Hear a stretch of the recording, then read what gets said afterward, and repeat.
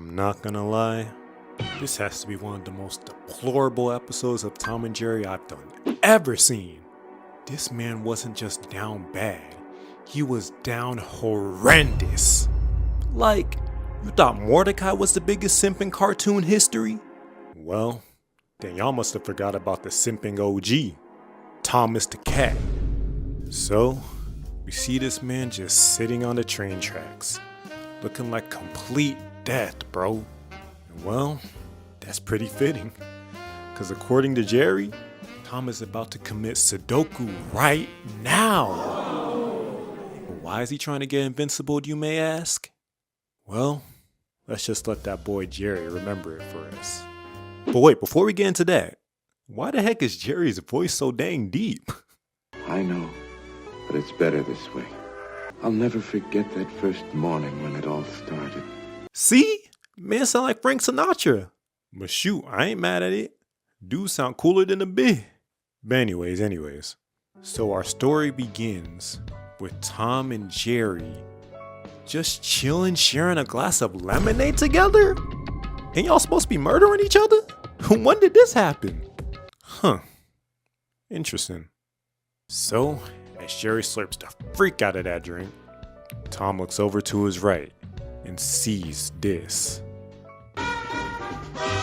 When Tom first saw her, I thought he'd flip his lid. Oh my gosh, bruh. Look at this nigga. He done fell for her genjutsu.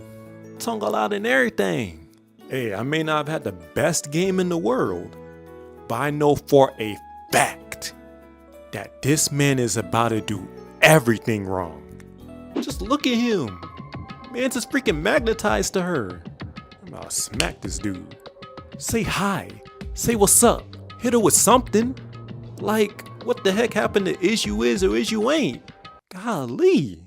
And that boy Jerry was trying his hardest to stop him, but the magnetism was way too strong.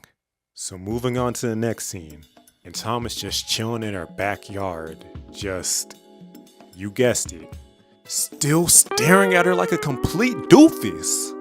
Bro has no social awareness. You really lucky, bro, cause any regular woman would have smacked you upside your head right now.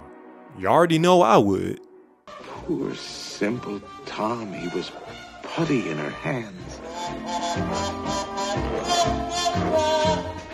Bro, don't let this woman turn him into an ass. But now, dude is just pushing her on the swing without a care in the world. Tom, I want you to be happy, I really do. But not with her. Please. She will be the end of you, my nigga, I promise. But this man just proceeds to swing Shorty harder than a bee. Dang. But little did this dude know that while he was swinging her back and forth, that man Butch was keenly eyeing her from the rooftop. Shoot, he looking pretty cool, I ain't gonna lie. You know, a rich nigga she is. But what he does next is kinda crazy. I can't even front. Whoa!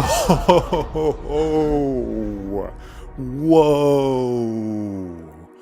Hold on just a dang minute. You can't just forcefully grab her like that and start kissing her all over on first encounter. Like, is this not SA? These old cartoons were wildin', bruh. He high-key worse than Tom. Butch on that Johnny Bravo type of timing. But nah, look at Tom pulling up with the mean mug. Wait, how'd he get up there so fast? I don't know why you angry though, Tom. This girl is literally for the streets. Look, she ain't even trying to fight the nigga off. Which means she is used to this shiz, bro. Oh my leash, she is a hoe, Tom. Open your eyes, please. But of course, that boy too hard-headed. Now homie heading over to her house about to gift her a single flower. Really, bruh? Just one flower? That shit is weak, Tom. Gotta give her at least a bouquet. Bid and scoop that joint straight from the dirt. And Jerry, being a W mans, was still trying his hardest to stop him. But nope. Dude would rather crawl like a worm just for some kitty cat. But hold on. Jerry low-key strong for a mouse though. You got Tom tussling a little bit, you know what I'm saying? But then, when he makes it to the front door,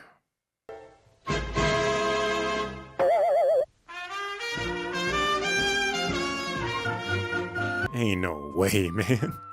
She over here like, Really, nigga? A single flower? That shit is weak. I told you I had to get the bouquet, bro. But Tom was like, nah, I was just playing. I got you some perfume instead. But then Shorty proceeds to say, Really, nigga? and proceeds to look over to her left.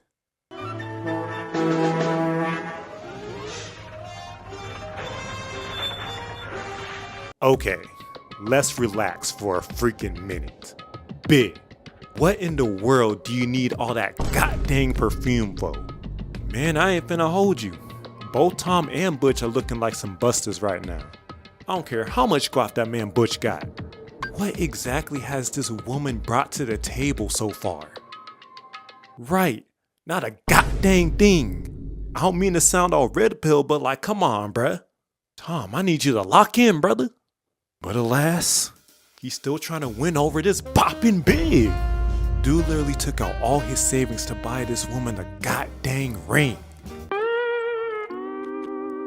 Tom, what'd you even do to get all this money in the first place? You ain't got no job. But unfortunately, he ain't just cop any ring. This man is about to get completely violated.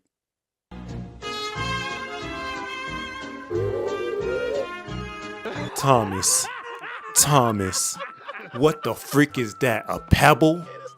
Ain't no way you saw all the gifts that Butch done gave her already, and you said this was the next move. Over here down on one knee and everything, boy, I'd have tripped your ass.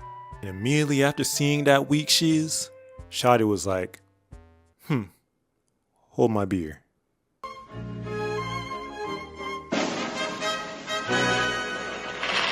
Golly, she done got a whole chaos emerald on her ring. Wait, hold on a sec.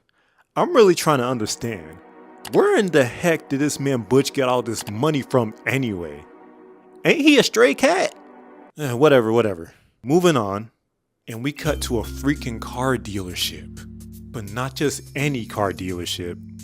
A used car dealership. This cannot end well. I mean, duh, of course not, because we done already seen the future. When the jewelry failed to impress her, he signed away his life to buy a car. 312 monthly payments at 112% interest. My nigga, 312 monthly payments at 112% interest? Tom, look at me. In heaven, hell, wherever you are, look at me. All this over some boom boom? Dude wasn't even blinking at the contracts he was signing. This man done gave him an arm, a leg. My guy, is that a 20-year slavery clause?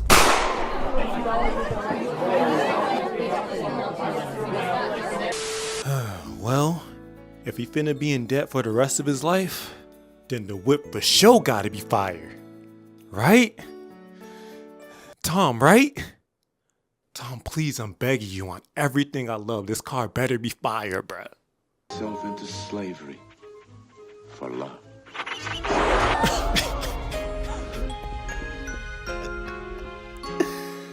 Tom, oh my gosh. What is that? You literally seen what you was finna buy already beforehand. How is your goofy ass smiling right now? Let me chill. I mean, I ain't mad about the whip. Nah, yes I am. But like, I'm mostly upset about what it cost him to get the whip.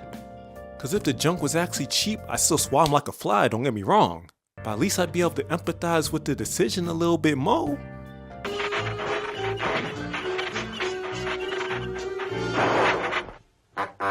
Oh nah. You pull up to this girl in this glitchy ass rust bucket, and you have the audacity to honk the damn horn. This nigga is washed. Dang! This man done got Yusuke Urameshi. So of course, she hops in the whip with the old Butch. I mean, what else did you expect, right? And after 36 years, The car finally reaches its end. Golly, Tom. Homie done missed the game and watched your shiz, bruh. So after that complete and utter failure, Tom goes into a deep depression, getting drunk off milk and sinking down into the gutter. But Jerry, being a W man's once again, saves his life.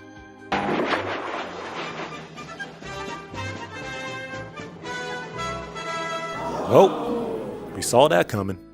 But low-key, Butch still took a fat L marrying her. But hey, that's just me.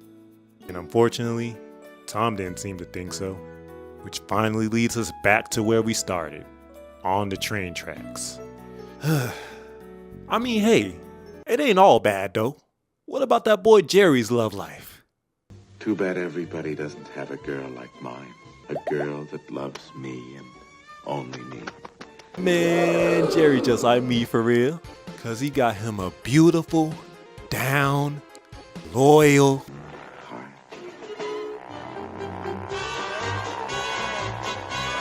oh, nah. Jerry is not like me for real. I take it all the way back. My girl is actually loyal and loves me for me. Love you, baby. But Jerry, just look at your girl. She look just like Tom's. Shoot, watch out for them white women, y'all. I'm just saying.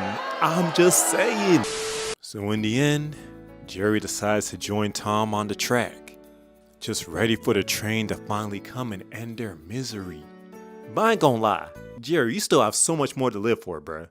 Tom is now a literal slave with eternal debt, so he might actually have to go. I'm kidding.